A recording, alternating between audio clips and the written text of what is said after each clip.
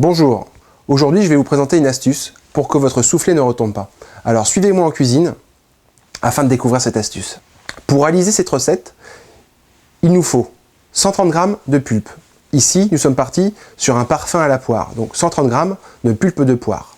65 g de sucre, sucre que nous allons porter à ébullition, c'est-à-dire que nous allons le faire cuire jusqu'à 121 degrés. Et nous allons ensuite l'incorporer à notre pulpe de poire que nous aurons préalablement réchauffé pour éviter le choc thermique. Ensuite, nous avons besoin de casser les blancs. Donc, dans votre KitchenAid, vous mettez à vitesse réduite et vous commencez à casser les blancs. Ensuite, vous augmentez la vitesse petit à petit et vous incorporez le sucre. Une fois que vous avez monté vos blancs en neige, vous allez prendre un fouet et commencer à incorporer des blancs en neige dans votre appareil à souffler. Donc, vous allez prendre votre fouet et commencer à délier l'appareil. Puis, progressivement, vous allez incorporer vos blancs en neige à votre appareil. Ensuite, vous prenez un ravier que vous allez beurrer. Donc, sucre et beurre pour éviter justement que lorsque votre appareil à souffler monte lors de la cuisson, il évite en fait d'accrocher les parois.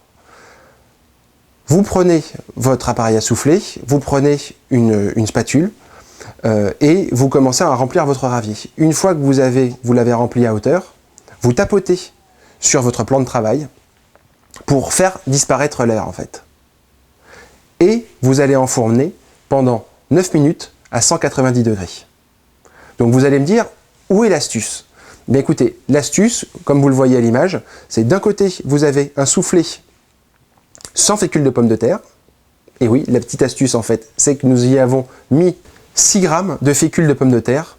À votre base, sucre cuit et pulpe.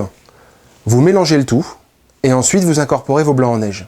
La fécule de pomme de terre va permettre à votre appareil à souffler de ne pas retomber et de le rendre un peu plus léger.